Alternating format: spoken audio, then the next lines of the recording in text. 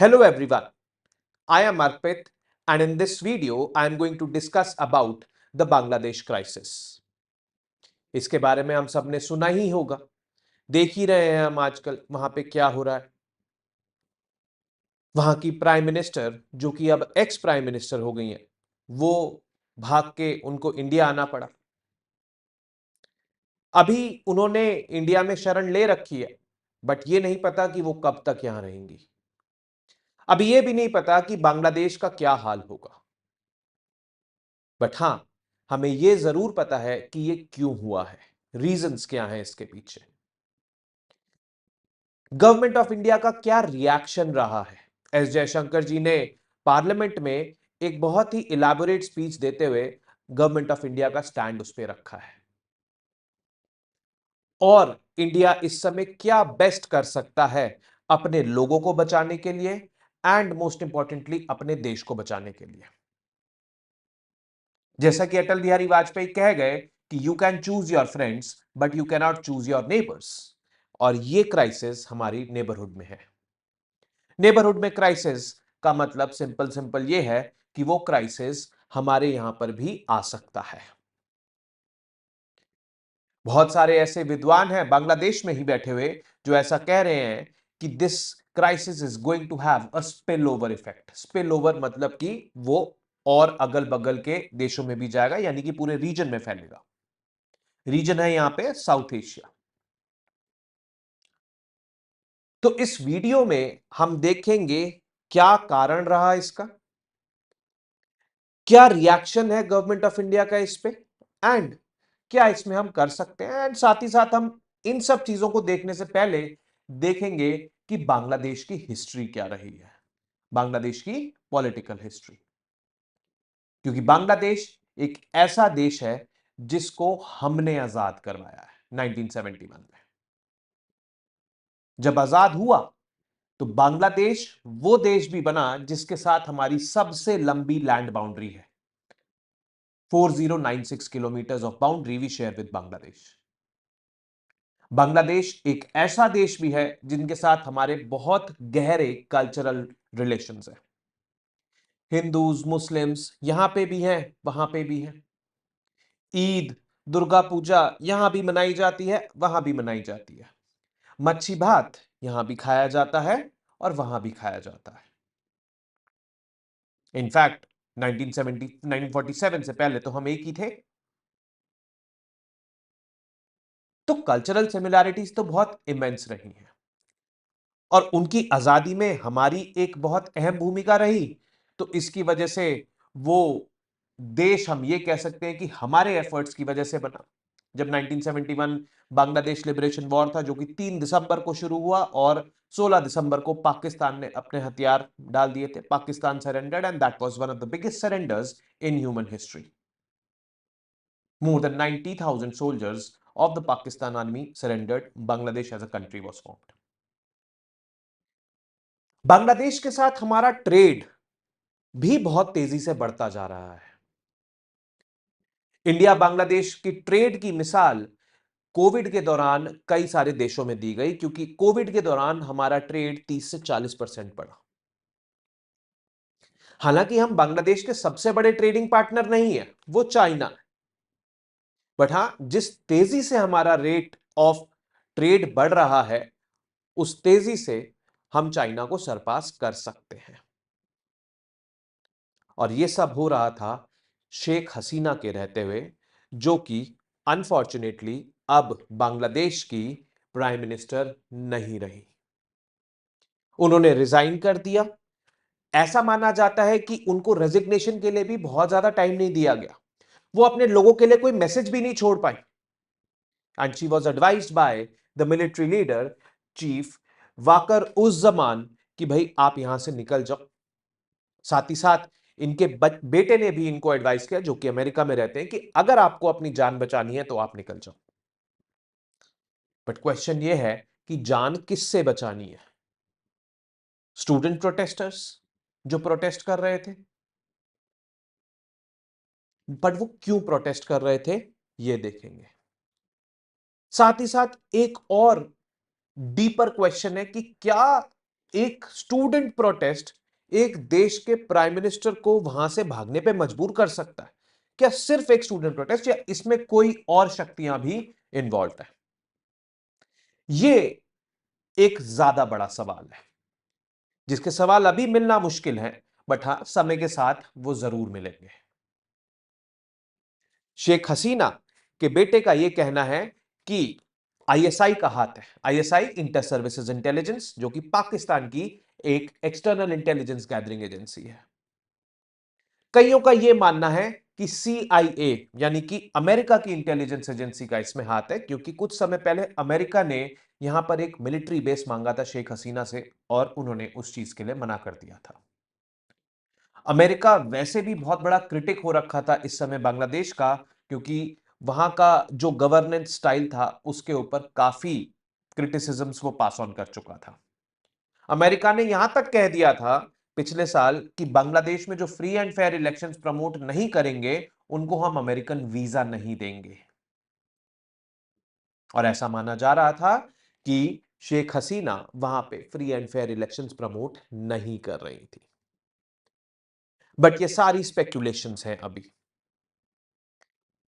इस चीज के बारे में राहुल गांधी, जो कि इंडिया के लीडर ऑफ ऑपोजिशन है, उन्होंने mister S Jaishankar, minister of external affairs से पूछा, तो उन्होंने बोला कि हां, हम अभी इन सब चीजों में तहकीकात कर रहे हैं, इन्वेस्टिगेशंस कर रहे हैं, बट हां, हम कोई भी पॉसिबिलिटी रूल आउट नहीं कर सकते, कुछ भी हो सकता है। तो इसीलिए as responsible citizens and as responsible aspirants हमारा यहां पे कोई परसेप्शन बनाना नहीं बनता है। हमें बेसिकली चीजें जब तक बाहर नहीं आ जाती हैं पूरी तरीके से, हमें उन चीजों को सच नहीं मानना है। हां, हम ये जरूर कह सकते हैं कि स्पेक्यूलेशंस है, कुछ भी हो सकता है। तो फिलहाल शेख हसीना रिजाइन कर चुकी हैं। वकरुज्जमान वहां पर for the time being government की टेक ओवर कर चुके हैं। But Nobel laureate professor Muhammad Yunus, जो कि ये आप देख रहे हैं स्क्रीन पे, ये आज वहां की लीडर, पॉलिटिकल लीडर के रूप में ओथ लेने वाले हैं आज। तो ये हेड करेंगे इंटरिम गवर्नमेंट को। इंटरिम गवर्नमेंट मतलब कि फॉर द टाइम बीइंग जो गवर्नमेंट रहेगी उसको। Political history of Bangladesh, reasons हम जानेंगे, बट रीजंस जानने से पहले हम थोड़ा बांग्लादेश की पॉलिटिकल हिस्ट्री के बारे में जानते हैं, जिससे कि हमें आइडिया लगेगा और रीजंस को हम और अच्छे से ग्रास्प कर पाएंगे और अच्छे से समझ पाएंगे। वहां पे किस टाइप की पॉलिटी है? मल्टी पार्टी, मतलब बहुत सारी पॉलिटिकल पार्टीज हैं, और उन मल्टी पार्टी में जो दो मेजर पॉलिटिकल पार्टीज हैं, जैसे कि इंडिया में हम कह सकते हैं दो major political parties Indian National Congress और बीजेपी हैं, उनके अलावा बहुत सारी है। वैसे ही बांग्लादेश में जो दो मेजर पॉलिटिकल पार्टीज हैं वो है बांग्लादेश नेशनलिस्ट पार्टी बीएनपी और दूसरी है अवामी लीग।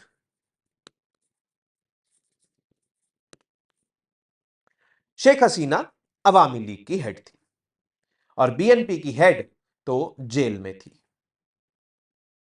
वो अब रिलीज हो चुकी है। तो देखेंगे कौन है बीएनपी की हेड, क्या है इसका हिसाब किताब, इन दोनों पार्टीज के बीच में क्या यू नो इक्वेशन है।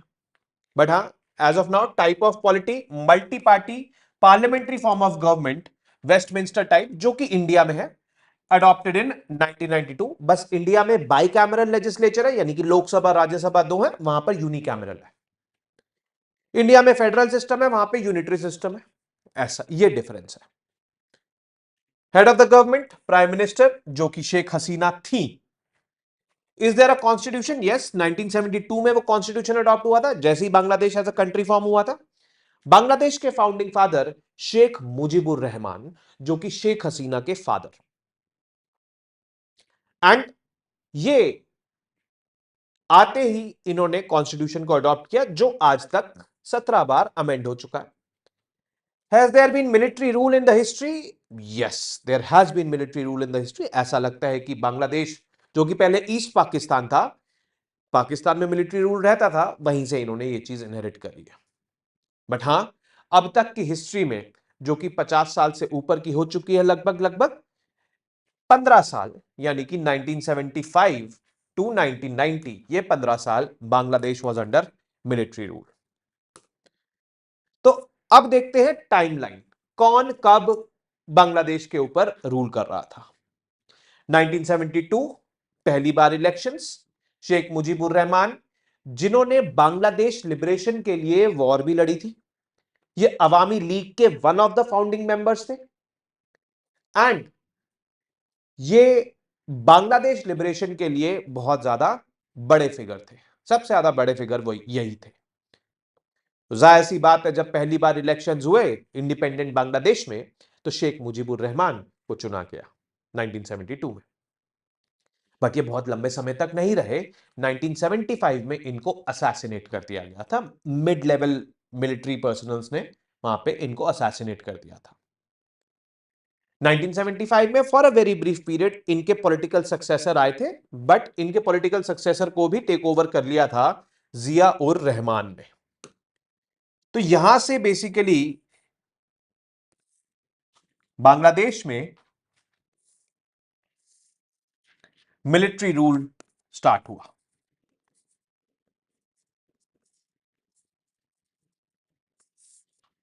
जिया उर रहमान 1975 में इन्होंने टेक ओवर करा। फिर 1982 में हुसैन मोहम्मद इरशाद, ये भी एक मिलिट्री रूलर थे, इन्होंने इनसे टेक ओवर किया और इन्होंने रूल किया 1991 तक। तो 1975 से लेके 1991 तक मिलिट्री रूल रहा बांग्लादेश में। 1991 में पार्लियामेंट, जो आज का हम पार्लियामेंट देखते हैं, जो आज की डेट में जो पार्लियामेंट्री फॉर्म ऑफ गवर्नमेंट है, यूनिकैमरल लेजिस्लेचर है, 300 सीटें हैं वहां पे, वो 1991 में स्टैब्लिश हुआ। लोगों का प्रेशर बहुत ज्यादा बढ़ता जा रहा था, प्रोटेस्ट बहुत ज्यादा बढ़ते जा रहे थे, स्टूडेंट्स प्रोटेस्ट उस समय भी थे। तो हम ये मान सकते हैं कि स्टूडेंट्स बहुत ज्यादा एक्टिव है वहां पे पॉलिटिकली। उनके प्रेशर की वजह से हुसैन मोहम्मद इरशाद ने रिजाइन किया। वहां पे पार्लियामेंट का गठन हुआ एंड इलेक्शंस हुए 1991 में। उन इलेक्शंस को जीता खालिदा जिया ने। ये खालिदा जिया बांग्लादेश नेशनलिस्ट पार्टी की लीडर है। अवामी लीग ने भी ये कॉन्टेस्ट किए थे इलेक्शंस, बट अवामी लीग ये इलेक्शंस हार गई। तो 1991 ऑनवर्ड्स खालिदा जिया रही, बट 1996 में जब दूसरी दफा इलेक्शंस हुए, तब वहां पर Sheikh Hasina as the prime minister आ गई। ये है अवामी लीग की लीडर। 1996 से लेकर 2001 तक शेख हसीना रही, फिर 2001 में दोबारा इलेक्शन हुए तो खालिदा जिया आ गई। तो देख रहे कैसे पॉलिटिकल पावर बीएनपी, अवामी लीग, बीएनपी इनके बीच में ऑसिलेट कर रही। फिर 2006 में जब इनका टेन्योर खत्म हुआ, तो वहां पर फखरुद्दीन अहमद एक केयर टेकर गवर्नमेंट के फॉर्म में आ गए। ये केयर टेकर गवर्नमेंट थी, इन्होंने 2 साल तक वहां पर रूल किया। ऐसा माना जा रहा था कि बांग्लादेश में हालात नहीं है इलेक्शंस कंडक्ट करवाने के लिए। इस दौरान 2001 से लेकर 2006 तक जब बीएनपी रूल में थी और अवामी लीग ऑपोजिशन में थी, तो अवामी लीग का कहना था कि इलेक्शंस फ्री एंड फेयर नहीं होंगे जब तक इलेक्शन कमीशन ऑफ इंडिया को दोबारा से, इलेक्शन कमीशन ऑफ बांग्लादेश को दोबारा से रिस्ट्रक्चर नहीं किया जाएगा, इलेक्शंस नहीं हो सकते वहां पे। तो for the time being care taker government वहां पे स्टेशन की गई 2006 से लेकर 2008 तक। और 2008 में दोबारा जब इलेक्शंस हुए, तब शेख हसीना वहां पे फिर से प्राइम मिनिस्टर के रूप में चुनी गई। 2014 में दोबारा इलेक्शंस हुए, शेख हसीना दोबारा आई। 2019 में दोबारा हुए, शेख हसीना आई एंड 2024 यानी कि इस साल फिर से शेख हसीना आई। अब आप शेख हसीना की फोटो यहां पे 3 बार देख के ये मत अनुमान लगाना कि ये बहुत पॉपुलर थी। पॉपुलर थी, बट 2014 ऑनवर्ड्स जो वहां की मेन ऑपोजिशन पार्टी थी, यानी कि बांग्लादेश नेशनलिस्ट पार्टी, यानी कि खालिदा जिया की पार्टी, इन्होंने इलेक्शंस कंटेस्ट ही नहीं करे। क्यों नहीं कंटेस्ट करें? क्योंकि इनका कहना यह था कि ये इलेक्शंस जो हैं ये फ्री एंड फेयर नहीं है। पहले शेख हसीना ऐसा कंटेस्ट कर रही थी 2001 से लेकर 2006 तक जब खालिदा जिया थी। अब खालिदा जिया ये कंटेस्ट कर रही है। 2006 में तो केयरटेकर गवर्नमेंट बन गई, बट यहां पे कभी केयरटेकर गवर्नमेंट नहीं आई क्योंकि केयरटेकर गवर्नमेंट का इस्टेब्लिशमेंट शेख हसीना ने अनल कर दिया था 2014 में। मतलब अब केयरटेकर गवर्नमेंट नहीं बन सकती वहां पे बांग्लादेश में।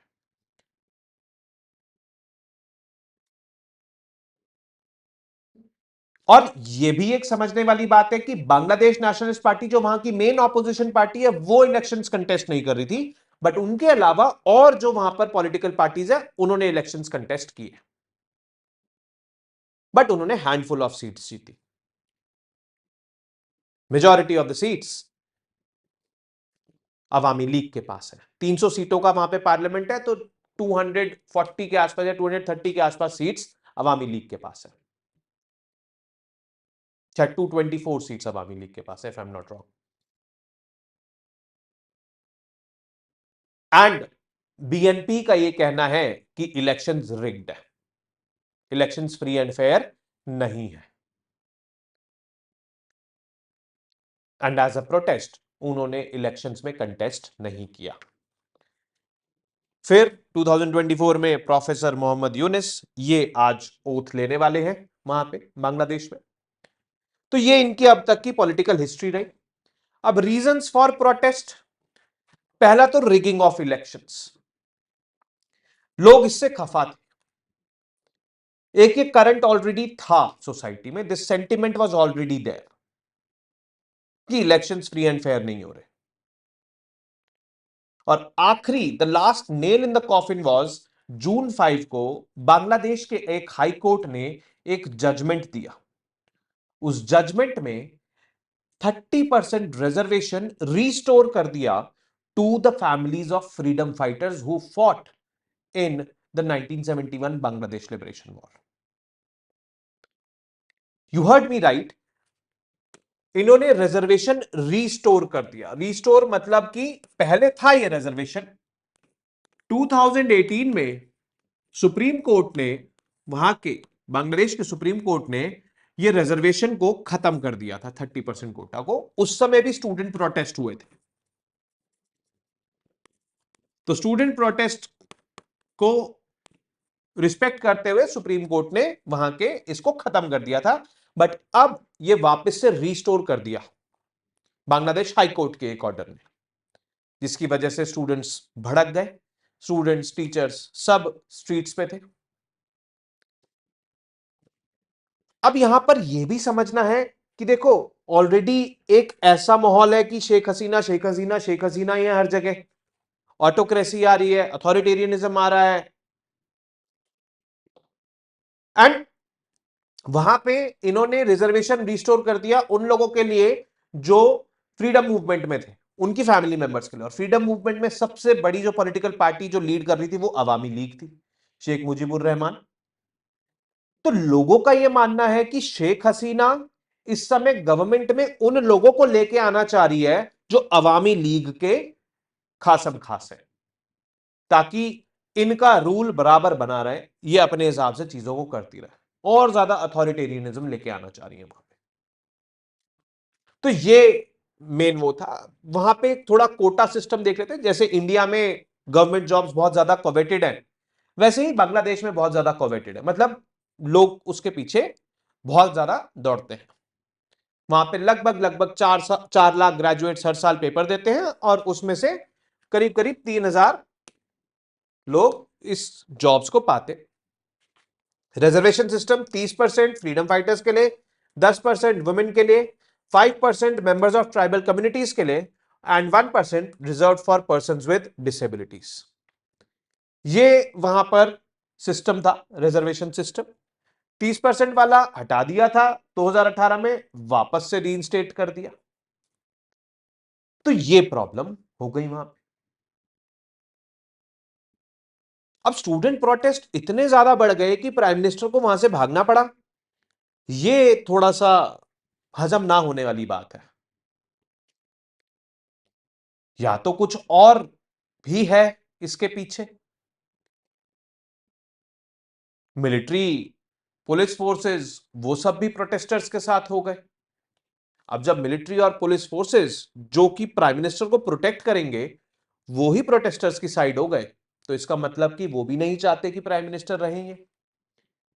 उनके पास और कोई फिर ऑप्शन बचा नहीं। पर इन सबको फ्यूल कौन कर रहा है? Is there any foreign hand? ये एक बहुत बड़ा सवाल है जिसको हम देखेंगे अभी।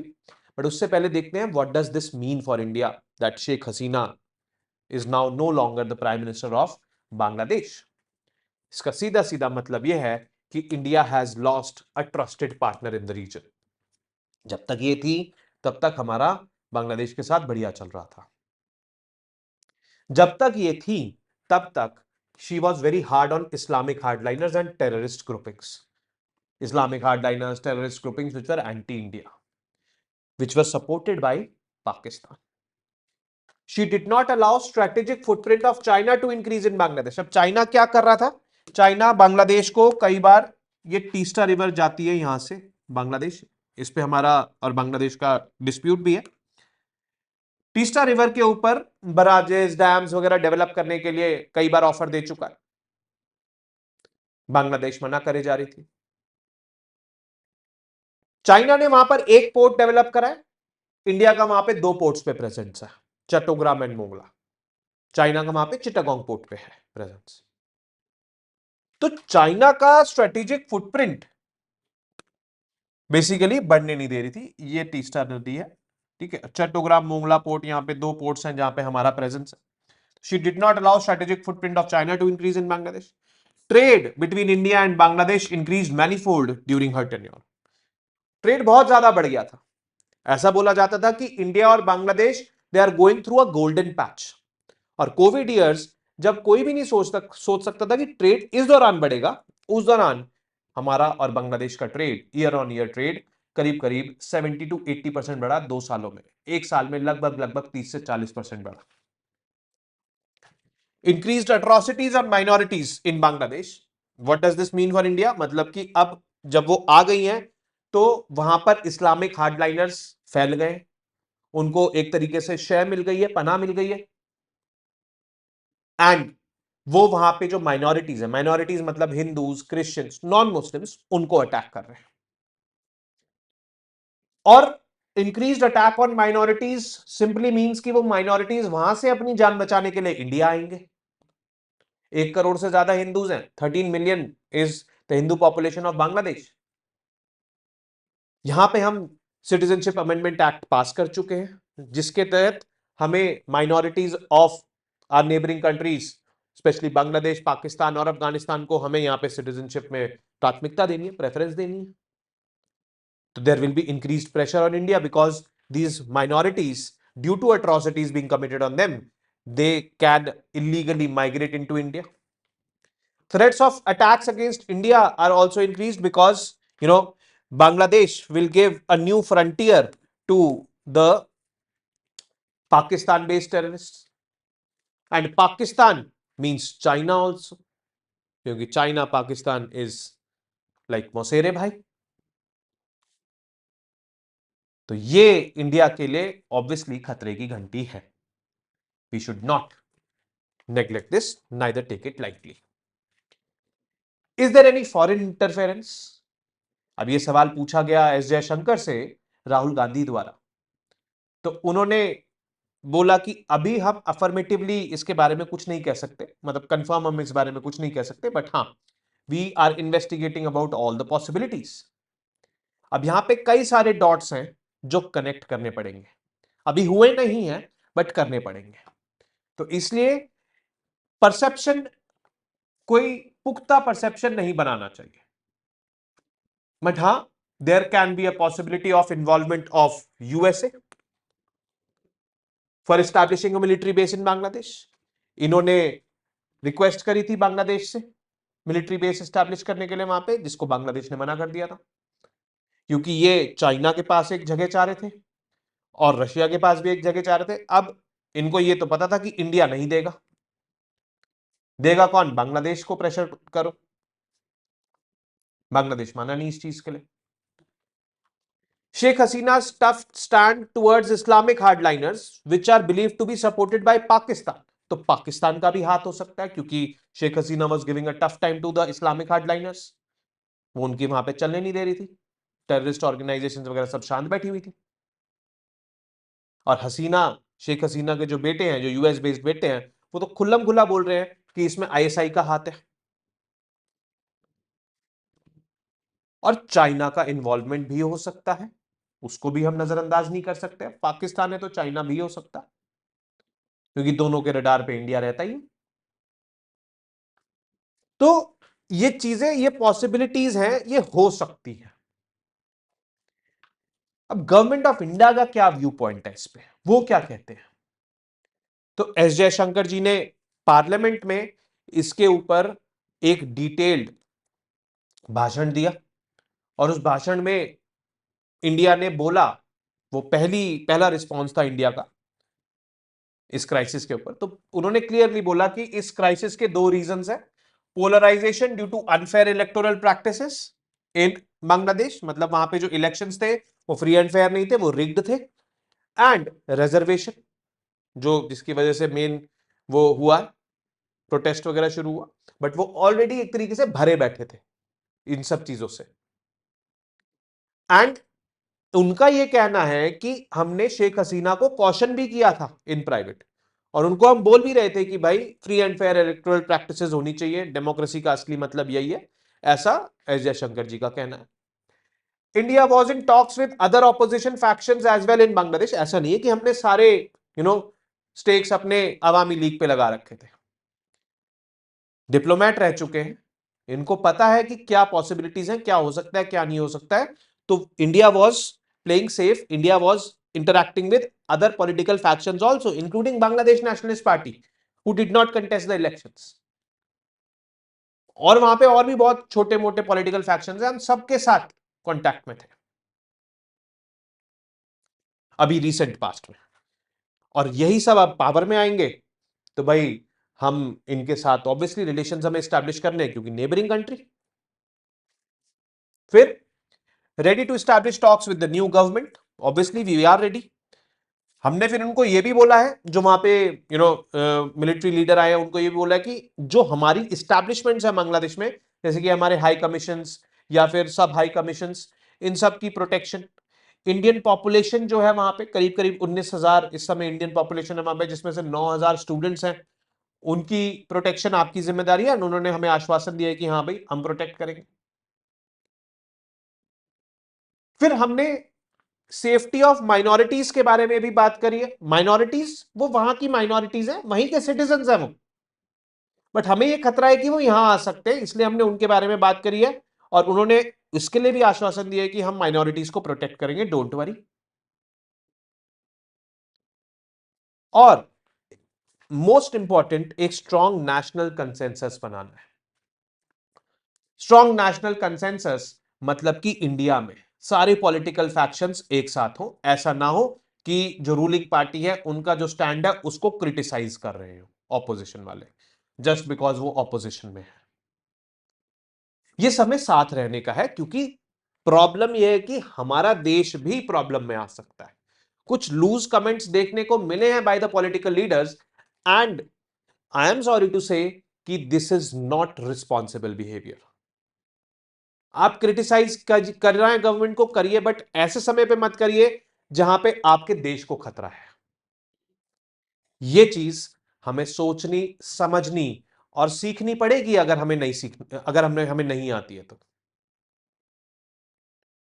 And the so called politicians are responsible for running the country, and they need to be united during times of crisis. They should not forget that when they were in power and the current ruling party was in opposition, the current ruling party was also in support of them. So एकजुट होके रहना इस समय बहुत जरूरी है, specially the political fraternity. What can India do? देखो अभी इस समय तो बहुत ही ज्यादा गर्मा गर्मी का माहौल है, तो एकदम से तो कुछ नहीं कर सकता, बट हां बिग ब्रदर हैं, कुछ ना कुछ तो करेंगे। कई पॉलिटिकल एनालिस्ट्स इस सिचुएशन को कंपेयर कर रहे थे with the situation in Afghanistan and Sri Lanka few years ago, but वो ठीक है, वहां की जो पॉलिटिकल लीडरशिप है उनको भागना पड़ा वहां से, इन सब मायने में we can compare, but situations अलग अलग है, we should understand this. Sri Lanka में we could positively intervene, we did intervene. Afghanistan में we have not recognised Taliban government, so we did not intervene. In fact हमने अपना बोरिया बिस्तरा बांध के वहां से हम निकल लिए थे। बांग्लादेश में ठीक है, a true friend, a dear friend has been ousted, but yes, we are also in talks with the other part as well, means other political factions as well. तो अभी करना क्या चाहिए हमें? सबसे पहले हमें अपना बॉर्डर स्ट्रेंथन करना चाहिए ताकि इलीगल माइग्रेशन कम से कम हो। उससे भी पहले हमें डायलॉग इस्टैब्लिश करना चाहिए, जो कोई भी रिजीम आएगी वहां पे, तो अभी इंटरिम गवर्नमेंट आ रही है अंडर दैट नोबल लॉरेट, तो उनके साथ हमें बातचीत शुरू करनी चाहिए और पूछना चाहिए कि आपको क्या मदद चाहिए to restore normalcy in the country. Strength and border security ये मैंने बोल ही दिया। Robust intelligence gathering and sharing, intelligence gathering इस समय अपनी मजबूत करनी चाहिए कि कुछ ऐसा वहां पे एंटी इंडिया तो ब्रू नहीं हो रहा है, इंडिया के खिलाफ तो कोई साजिश नहीं रची जा रही है, ये चीज हमें देखनी चाहिए। तो रॉ को इस समय बहुत ज्यादा एक्टिव होना पड़ेगा। Give humanitarian assistance and relief to Bangladesh, वहां पे डेफिनेटली थिंग्स आर इंपैक्टेड, तो अगर ये चाहिए तो ये दो। Indulge with global stakeholders to restore normalcy in Bangladesh, global stakeholders इस समय तो थोड़े से बिजी हैं, वेस्ट एशिया वहां पे आग लगी हुई है, रशिया यूक्रेन तो they are on the boil, तो कितना वो इस तरफ देखेंगे वी डोंट नो, बट हाँ we should at least mobilize their attention towards South Asia as well and look to restore this region to normalcy. We cannot afford another region to go into crisis. The world is already seeing or witnessing extremely difficult times. Free and fair democracy should be advocated as the way forward. तो खालिदा जिया जो Bangladesh nationalist party की leader थी, वो 2018 से jail में, मतलब उनको jail करार दे दिया गया था, फिर वो बीच में छूट के आ गई थी ऑन मेडिकल ग्राउंड्स, तो उनको अब फाइनली रिलीज कर दिया गया और वो भी यही एडवोकेट कर रही है कि भाई फ्री डेमोक्रेसी होनी चाहिए। जो इंटरिम गवर्नमेंट को हेड करने के लिए आए हैं नोबल लॉरेट मोहम्मद यूनुस, उनका भी यही कहना है कि भाई डेमोक्रेसी होनी चाहिए, हमारा भी यही कहना है। इन सब के बीच एक अच्छी बात यह है कि हमारा ट्रेड आज पेट्रापोल बॉर्डर से शुरू हो गया है with Bangladesh, which was halted for some days. इन सब के बीच हमें एज अ कंट्री यूनाइटेड रहना पड़ेगा। इन सब के बीच हमें एज सिटीजन्स ये ध्यान देना पड़ेगा कि कुछ भी हमारी तरफ से फॉल्स इंफॉर्मेशन ना स्प्रेड हो। वीडियोस, फोटोज, कोई भी पोस्ट हम वैसी लाइक ना करें, प्रमोट ना करें, शेयर ना करें जो कि टेंशंस बढ़ा सकता है, क्योंकि मुद्दा सेंसिटिव है और मुद्दा देश का है। तो इसी के साथ ये टॉपिक हम यहीं पे समाप्त करते हैं। आपको और सारी वीडियोस के लिए I will be meeting you. नमस्ते, जय हिंद।